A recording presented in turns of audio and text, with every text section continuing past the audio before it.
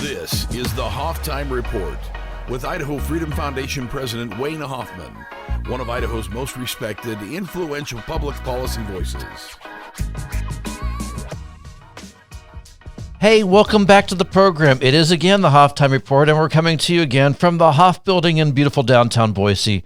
Not named for me, so don't be triggered if you're one of those liberals watching this show and you're questioning. Anyway, we're joined now by Anna Miller, who's our education policy analyst. Welcome, Anna. And what we want to talk about today is the PreK Education grant that's going to be debated by the legislature this legislative session. So if you've been watching the issue of higher education, social justice, and critical race theory and the battle that's going on in the legislature over that, now we're going to swing to the other end of the spectrum, which is the younger kids and the attempt to indoctrinate children who haven't even entered kindergarten yet. So Anna, go ahead and tell us what's the status of this issue right now. So there's a grant, a $6 million federal grant that was considered by the legislature under it was called House Bill 226, and the House rejected that grant. And one of the main reasons they rejected that grant is because it would have given this $6 million to a group called the Idaho Association for the Education of Young Children, or IDAEYC. So this association is a branch of a larger group called the National Association for the Education of Young Children, very long, exhausting name. But anyways, these groups promote various parts of critical theory to kids between the ages of birth through 5. So they're promoting critical race theory, they're promoting critical queer theory, critical social justice, and they're disguising these ideas in very deceptive ways to kids, in putting them in children's books and things like that, and encouraging parents, communities, and schools to use these types of resources. And so the House killed this grant, but the grant is set to be reconsidered. Now, you're sure that this Idaho group, you said it's part of a national group as well, and there are groups like it all over the country. Is this Idaho group actually engaged in this kind of activity?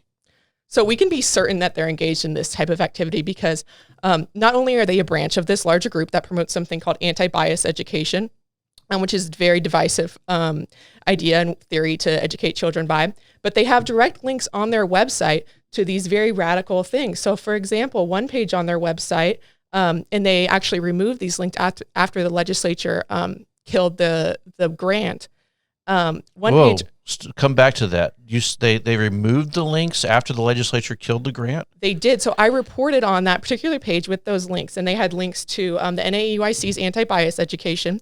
And so just for a brief summary of what anti-bias education is, it's the idea that teachers should discriminate on how they treat white and black students in classrooms. So white students need a certain type of education to make them aware of their racism, and then black students need another kind of education. That's one part of it. Another part of it is to sort of erase gender norms and get children used to transgenderism and the idea of the abolition of gender and that gender doesn't matter. Wow. So they had links on their website directly to a link directly to NAEYC's article on anti-bias education. And they have a whole book on it, by the way. It's called Anti-Bias Education for Young Children and Ourselves. And one of its authors is actually one of the most prominent anti-racism trainers in the country. He's been doing this for decades and decades. And so that's very problematic. They also have links on their website currently that is called Somerville Early Education. And this is a resource that one of their keynote speakers at one of their conferences in 2020, her name is Lisa Porter-Crew. This is her resource, it's her website and her blog. And this resource has a bunch of different links to talking to kids about racism and activism. There's one resource, it's called They're Not Too Young to Talk About Race. And it claims, and I quote, children as young as 2 years use race to reason about people's behavior. And by 5, Black and Latinx children in research settings show no preference towards their own groups compared to whites. White children at this age, however, remain strongly biased in favor of whiteness. So it is literally promoting the idea that children between birth and 5 are racist, but not just any children, particularly white children. What are they trying to get at then? What is this group's objective here in Idaho with regard to kids younger than 5? So their objective is to start providing these types of resources to families, to communities, to educators, to preschools, and to infiltrate these ideas so that as kids learn these things while they're young, they grow up and they're 8 years old and they're a white kid and they're told, well, you're racist. Well, that seems as normal to them as just tying their shoe did when they learned how to do that when they were 3 or 4 years old. And so their plan is to start partnering with other groups that are rather radical, sharing these ideas, and eventually to establish a state-funded preschool system. And so that's the direction that this is headed. So the $6 million grant would have done what? So it would have done many different things. First, it would have allowed them to partner with two different groups. The first group is the Idaho Commission for Libraries, and the second group is Boise State University and the Idaho STEM Action. They have a partnership together. Those are state agencies. And those are state agencies, yes. And so the Idaho Commission for Libraries, the reason it's problematic that they're partnering with them and that state agency, for example, is doing something like this is that entity recently accepted something called a Welcoming Libraries Grant. And that grant is particularly used to traffic diversity, equity, and inclusion into Idaho libraries. And that might sound nice at first. It might sound welcoming. But then one realized that that's being used to traffic social justice books into schools and to expose children to these very divisive ideas. So, for example, one resource on their website suggests that books that are classic, like Laura Ingalls Wilder's Little House on the Prairie, needs to be replaced with other books from a Native American perspective because Little House on the Prairie is written from a white perspective, and that's problematic. It also promotes books like Ibram X. Kendi's Anti-Racist Baby, which again teaches the idea that white babies are racist, and so they need a certain kind of education. And so that's why it's problematic that they're partnering with the ICFL, because they're already trafficking all of these ideas into libraries, and that group is enabled through the grant to give resources to parents, to educators, and particularly to give them books. And these are the kinds of books that they could potentially give them. So then we move on to the Boise State University and Idaho STEM Action Center partnership. In Boise State University, their branch that works with Idaho STEM Action Center encourages something called culturally responsive learning. And culturally responsive learning can also be referred to as anti-racism, and it's this idea that racism is a particularly white person problem. And so white people need to be made aware of their biases. They need to be made aware that because of their whiteness, they can never escape being racist, and that they must then do all of this work in anti-racism or culturally responsive training, and they're trying to give this to children. And this is publicly available on the Idaho STEM Action website. They have a shared PowerPoint with Boise State University that goes through these things and how they're going to share these things in schools. And so that's one small piece of why that is problematic. So the bill was killed by the House, and now it's coming back. What's different with the new version that's supposed to make everybody feel better about it? Well, there's not really anything different with the grant, but their messaging is quite different. They're saying that it's going to empower parents, it's going to empower local communities to make decisions, and that the IDA-UIC will not have any control, or the groups that they're partnering with will not have any control for what kinds of resources and materials that families and educators are given. And that's completely false. In the grant, it explicitly says that they are partnering with these groups to give families materials and resources and books so that they can educate their children in a particular way. The grant is also doing other things aside from teaching social justice and critical theory. For example, it's setting up a statewide database that's going to collect information on children. And that issue of data privacy is very concerning to many parents, and it's another alarming element of this book. So yesterday, the legislators who are supporting this grant, the new version, Representatives Paul Amador from Coeur d'Alene and Laura Likely from Twin Falls. Tell me. Producer Dustin here. Producer Dustin, so Twin Falls? Yeah. Jerome, sorry, I couldn't remember. Anyway, they had held a press conference to basically debunk the myths surrounding this grant, and Dustin has some clips that we can play and you can respond to. Hustle with the Idaho Press. My paper just ran a guest commentary from the Idaho Freedom Foundation making some claims about this grant program.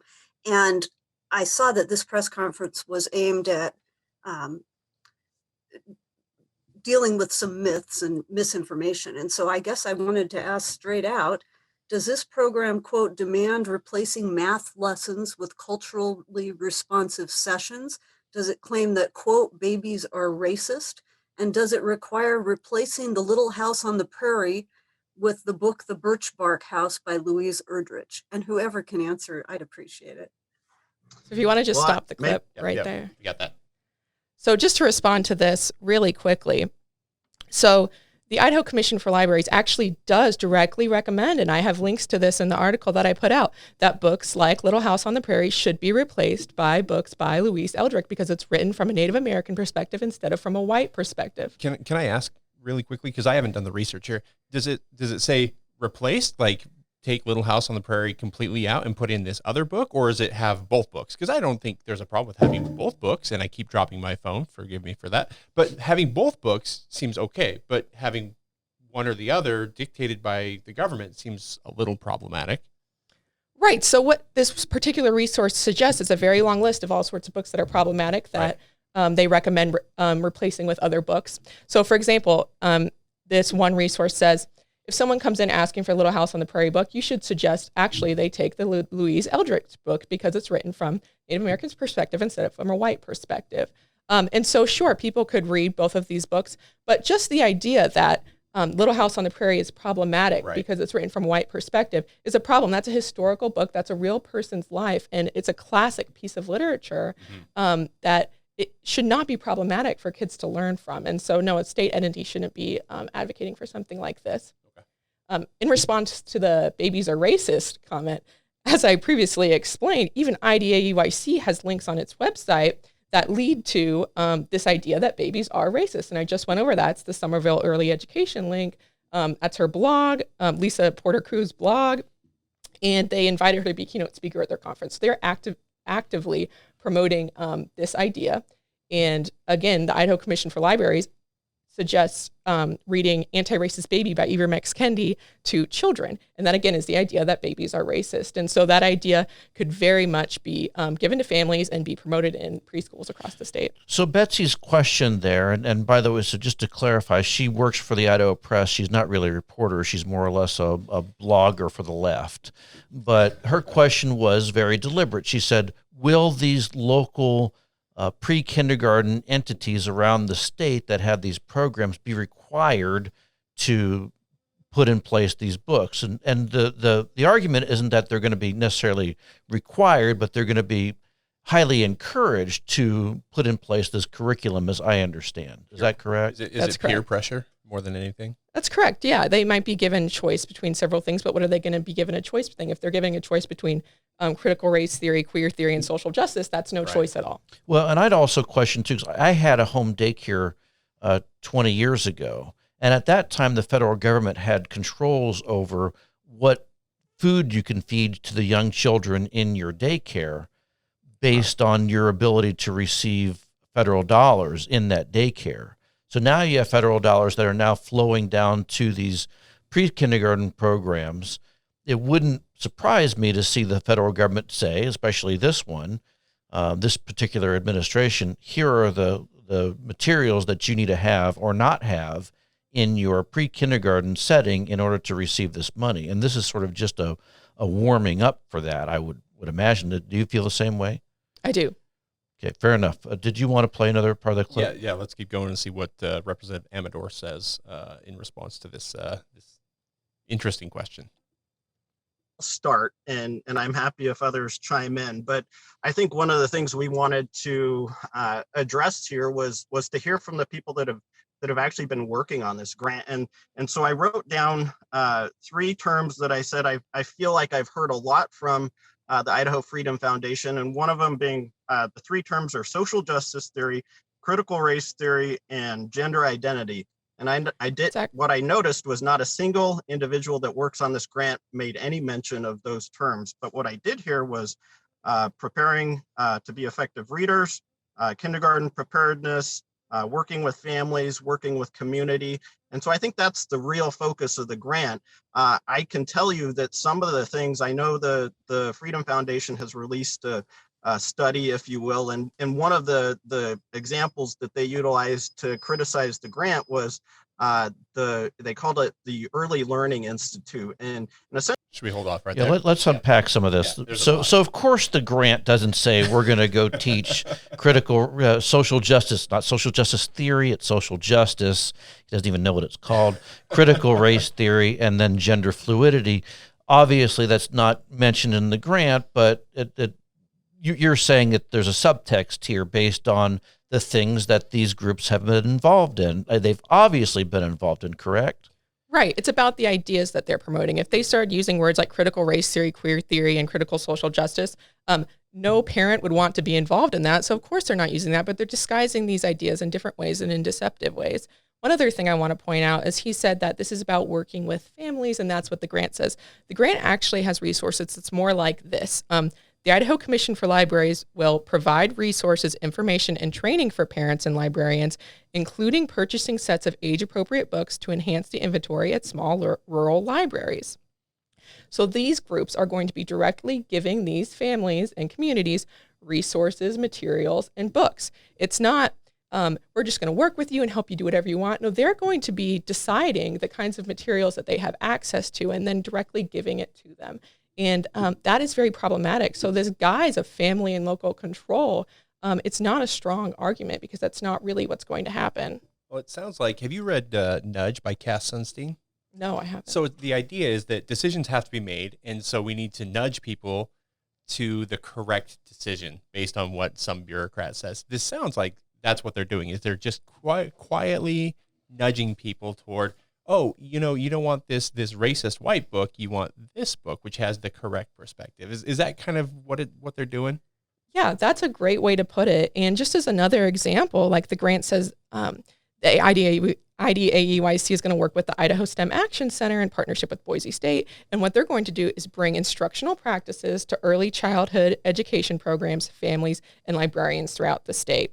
And that's just another example. And again, why that's problematic is because Idaho STEM and BSU explicitly say that they seek to align all aspects of their work, including curriculum, teaching, and relationships with families with the NAEYC standards. And again, NAEYC standards have to do with anti-bias education. That is their flagship book. That is what they teach. And that is a very problematic idea. Continue the clip because we need to get to this Early Learning Institute issue. Sure thing. What they did was just Google that term, Early Learning Institute, and they found an organization that they didn't like potentially some of the things that they were doing. It just so happens to be we have that Early Learning Institute doesn't have any connection whatsoever to this grant. Just within this particular grant, there was an initiative formed, and it just happened to be called the Early Learning Initiative because that kind of works out pretty well for an early childhood education grant to have a program that's called the Early Learning Institute. So there's a complete falsehood in that report, in that they're trying to make a connection to a program that doesn't have any connection whatsoever to this particular grant. I know they also were in that. All right, let's go there. So to be clear, the initial report that you had said that there was a tie between the Idaho Association for the Education of Young Children and the Early Learning Institute, which is based in California. Explain where you came up with that connection and what you've discovered since then. Sure. So it wasn't really a report. It was a short op-ed. And what the grant says is that they're going to establish an Early Learning Institute, and then another part it says they're going to work with the Early Learning Institute. So it's a simple mistake, simple confusion of, is this the Early Learning Institute or are they establishing their own entity? There's not really much detail in the grant for what the Early Learning Institute is actually going to be about or do. Or are they just going to keep promoting these same ideas? For example, other branches of the NAEYC, they explicitly promote things like social justice, things like anti-racism training. I'm about to publish an article today that has all sorts of links to those types of things. And the IDAEYC is sort of trying to hide some of these things and not do it as explicitly. So anyways, when I discovered that I had made this mistake, I immediately corrected it, just like any serious researcher would. I certainly didn't mean to misconstrue this, but it was just a simple mistake. I misread one piece of the grant, that those two statements were on completely different pages. And immediately I corrected it because, of course, I'm not trying to spread misinformation. I want to get it right. And so that's been thoroughly corrected. And the problem now is that the IDAEYC is trying to use this as an excuse to not talk about the other groups that they're partnering with and why they're not and lying about whether or not they're actually promoting critical race theory and queer theory, and that's really very dishonest. Yeah, so I mean, just to put a bow on this, I looked at the grant also and saw the references to the Early Learning Institute, and naturally when you see something like that, I've been researching for for more than 30 years. And you Google, now you can Google. Back in my earlier days, you couldn't Google things, but now you would. And there is one organization, called the Early Learning Institute. And so you find out more about this Early Learning Institute. I'm sure that the Idaho Association for the Education of Young Children were not completely oblivious to the existence of an Early Learning Institute. If they were, then that's another problem. I think they're smarter than that. They know that this organization exists, and they didn't see any problem with having this a shared name in this particular case. Whatever. The mistake is ours. That's fine. We own it. We fixed it. But the problem still remains that they are still, without all of that, they're still tied to all these other things, these other actual real existing organizations, including their national umbrella organization and these state agencies that promote social justice and critical race theory. Correct? That's exactly right. I think you had another clip we were going to play. Yeah, let's go to. And this one is about how the two bills are different. So there's HB 226, which is the one that failed, and then there's another one coming up that does not have a bill number yet. So Kevin Richard from Idaho Ed News asks about that. Yes, and I think this is probably more towards the two legislators, but this is a very different bill than House Bill 226. Not very different, but okay. Some of the sideboards. Yeah, let's get into that in just a second. Are you confident that those changes are going to break the logjam in the House and get this through the House? And if it does pass, do these sideboards have any real tangible effect on how this grant program plays out? Yeah, I'm happy to start. So what a lot of the arguments that I think we heard on the House floor was a concern about essentially grant oversight and curriculum, and basically, the fear that somehow a curriculum would be dictated down from either a national or a state level to these local collaboratives. And so the sideboards we put in there were to provide a little bit more comfort, if you will, to some of the legislators that were concerned with those issues, to say, you're going to have some reporting here that to ensure that the State Board of Education is supervising this grant and ensuring the dollars are spent how they were intended to be spent, and then also to ensure that no curriculum would be dictated down to those individual collaboratives. And so I think that will provide some comfort to some individuals, and I think that just having discussions over the last several weeks about what is the true nature of this grant, and I think there was a lot of misperceptions and quite honestly misleading statements about the purpose and intent and some of the goals and objectives and outcomes of the grant. And so I do believe that there will be the votes there at the end of the day for this bill, the new bill, whatever number it does get assigned to. Let's just stop that right there. Okay. So I would love to hear what specific objectives and what is intended in the grant that we reported inaccurately, other than the Early Learning Institute. Even the IDAUICs, their president, Beth Oppenheimer, in an article she published in the Idaho Statement, she didn't refute a single thing that we had written. She made the statement, we don't promote, critical race theory, social justice ideology. She didn't refute anything that we had written. These resources are available on their website that are promoting these really divisive ideas. They're publicly available. Anyone can go look at them. And using a Wayback Machine, again, we can go and see that they've removed other links to these things from their website after the legislature called them out. So they have been promoting these things. They've been promoting them at their conferences as well for years. And so to deny that is a blatant lie. And the president of the Idaho Association for the Education of Young Children, or the chairman of their board, also used to run Idaho Voices for Children, which is also a very lefty organization here in Idaho. So, I mean, there's a lot of connections to other organizations and other thought leaders, if you will, in the space of liberal leftist ideology. But I just wanted to get back to this whole notion that they're not dictating. And that's the sideboard that's being put in there. But I think what Dustin said earlier is sort of they're nudging. So they've got a frame of reference. And also, this is what they're promising now, but this is a grant that's supposed to run 3 years. Is that correct? So, and then they renew it.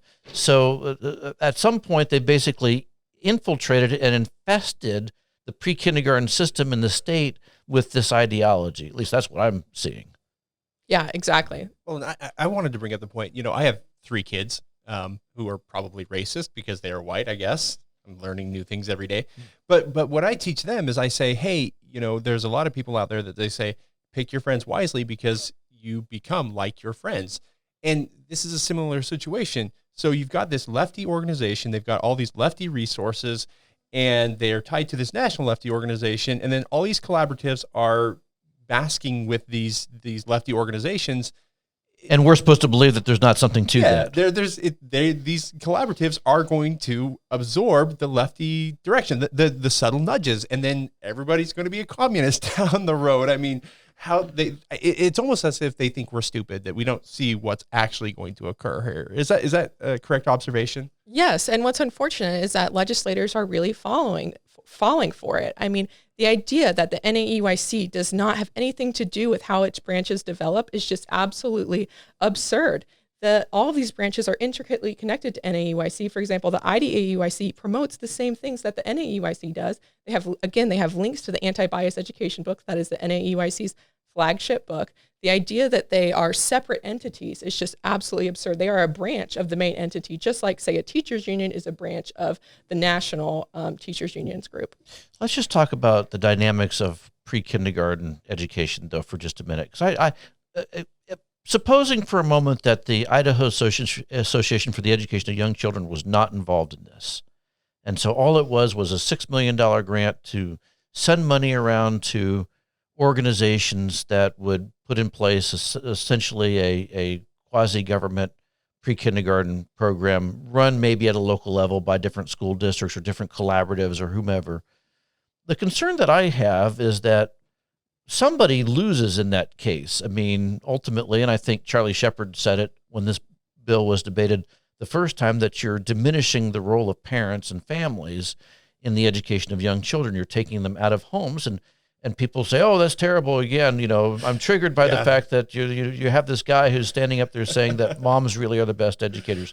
But they are. Yep. Dads are great too. Both of them are wonderful. So we take a parent or both parents out of the equation for some number of hours every day at their expense using their tax dollars.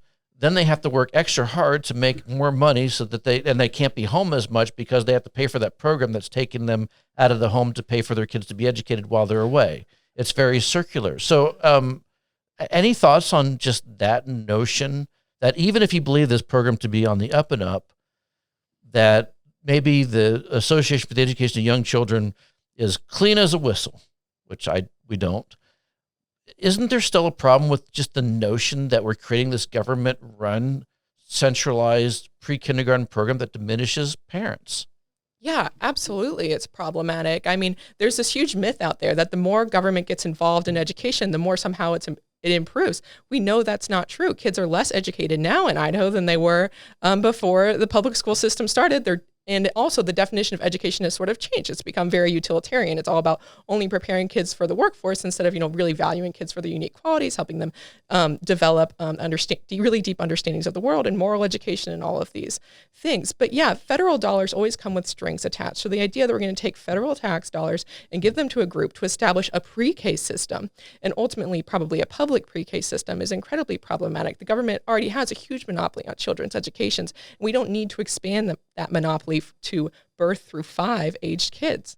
What's funny about this whole thing is that we've been talking a lot about social justice and critical race theory and gender and all that stuff in the context of pre-kindergartners. And even in the press conference that was held yesterday and in our conversation today, I've heard nothing about reading, writing, and arithmetic. I've not heard anything about, learning the ABCs or learning how to spell the word cat. Or you're not woke enough, Wayne.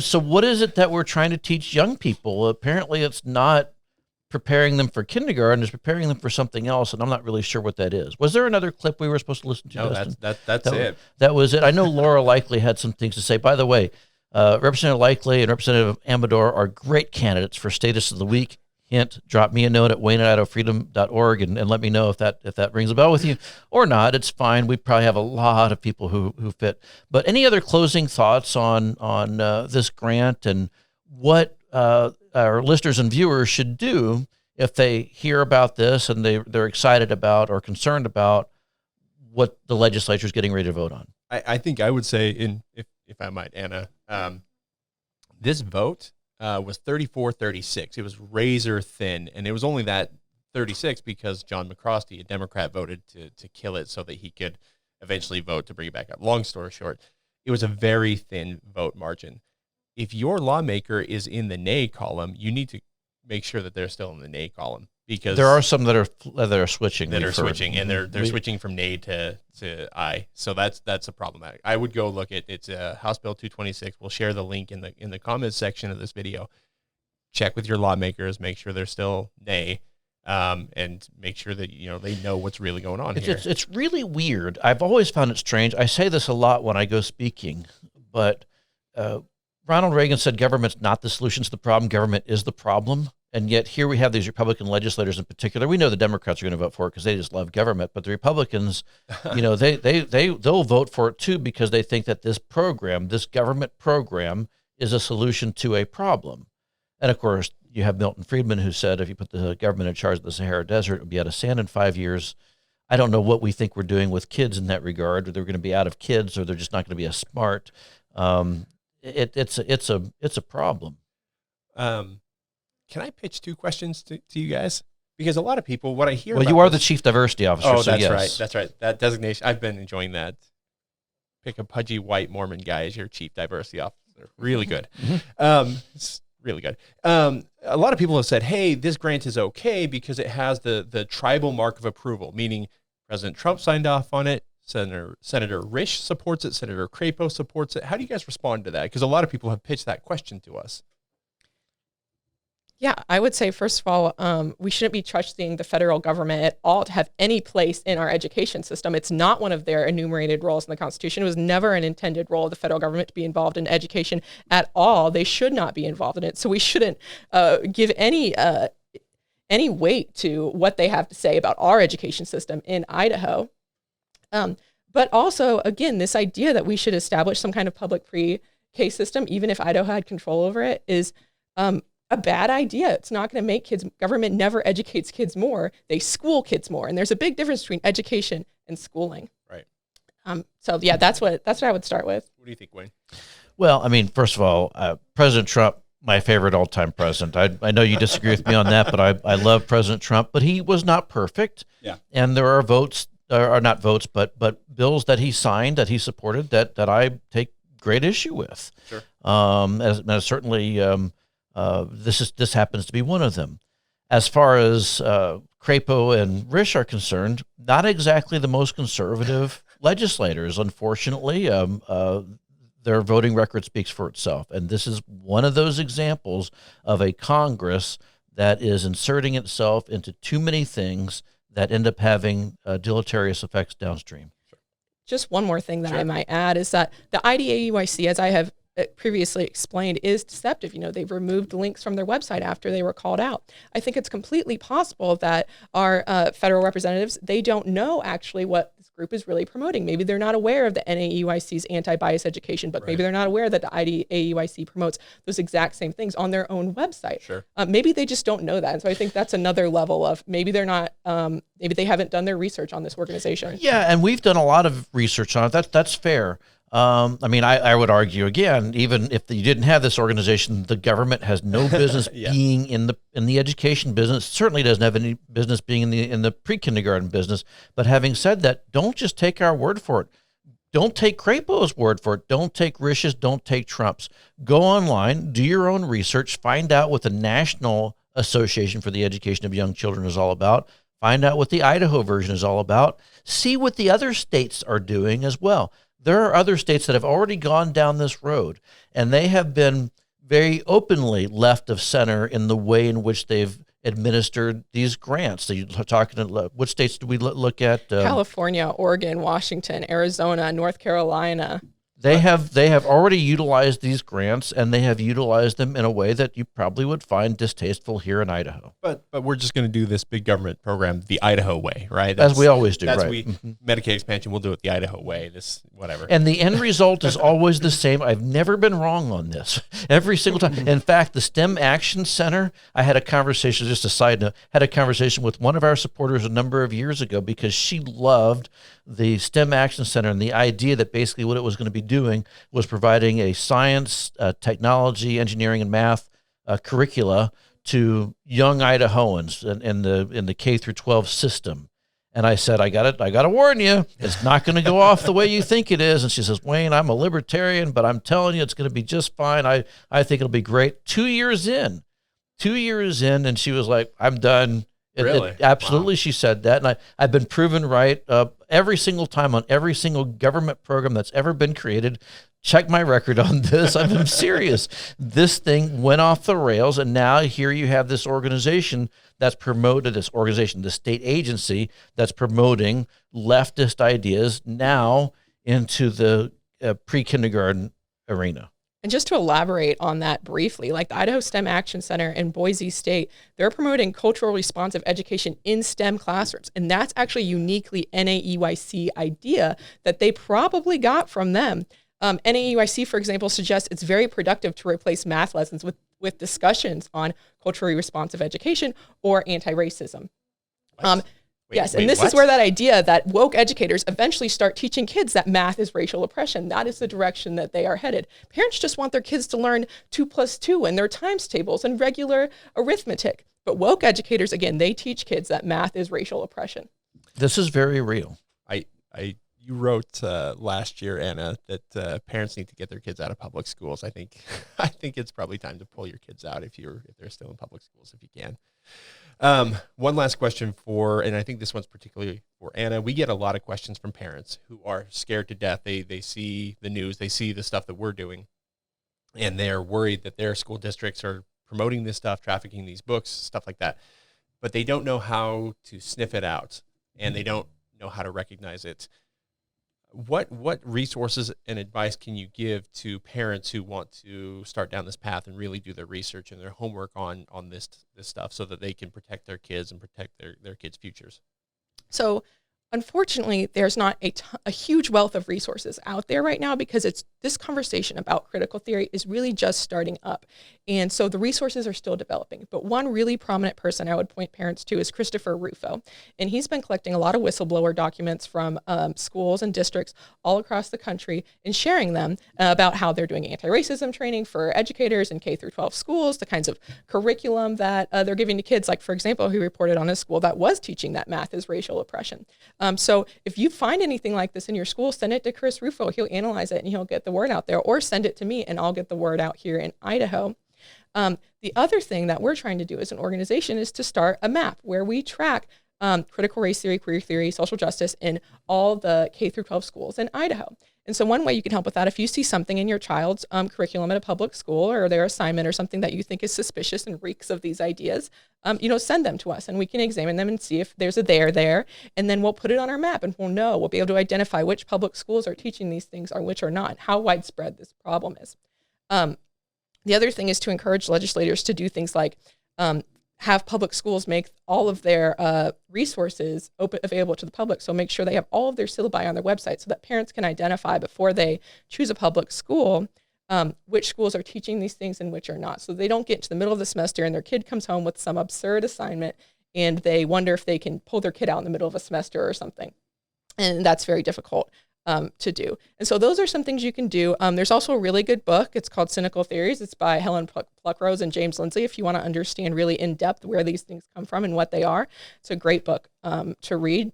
James Lindsay also has a website. It's called New Discourses, and you can learn a lot going there. And I would really encourage parents in particular to go there if they really want to understand what is wokeism, where does it come from, and how is it divided into all these different theories that seem very confusing, but they are now everywhere. And then just to be bold and willing to stand up. Parents that have spoken out, they've been able to get these things out of their school. So just be bold and don't be afraid to speak out. Absolutely. Wait. Nope, I think that pretty well covers it. This is an issue that is coming imminently in the state legislature, so I'd encourage people to pay attention to idahofreedom.org, our Twitter feeds, and various other outlets. So make sure you're signed up for the text alerts. Dustin, you can give the numbers. I don't remember. Text the word index to 208-514-4480, and you'll be enrolled in our text group. And we just send out text, maybe once a day, just letting you know what's going on in the legislature or what we're finding in our research and reports and stuff like that. It's important to remember policy is made by the folks who show up. And so we're hoping that Idahoans who care about this stuff show up, contact their legislators, contact them. I tell everybody, make it a habit. You get up in the morning, you get a cup of coffee, you take a shower, you brush your teeth, and then you spend 10 minutes contacting your local policymakers and your politicians and telling them exactly what's on your mind and what your concerns are. So please make sure you do that. That's all for the program. Thanks for watching, and we'll talk to you again next time. You've been listening to the Hoff Time Report with Wayne Hoffman. Be sure to visit idahofreedom.org for Wayne's articles, IFF research, and show notes from today's episode.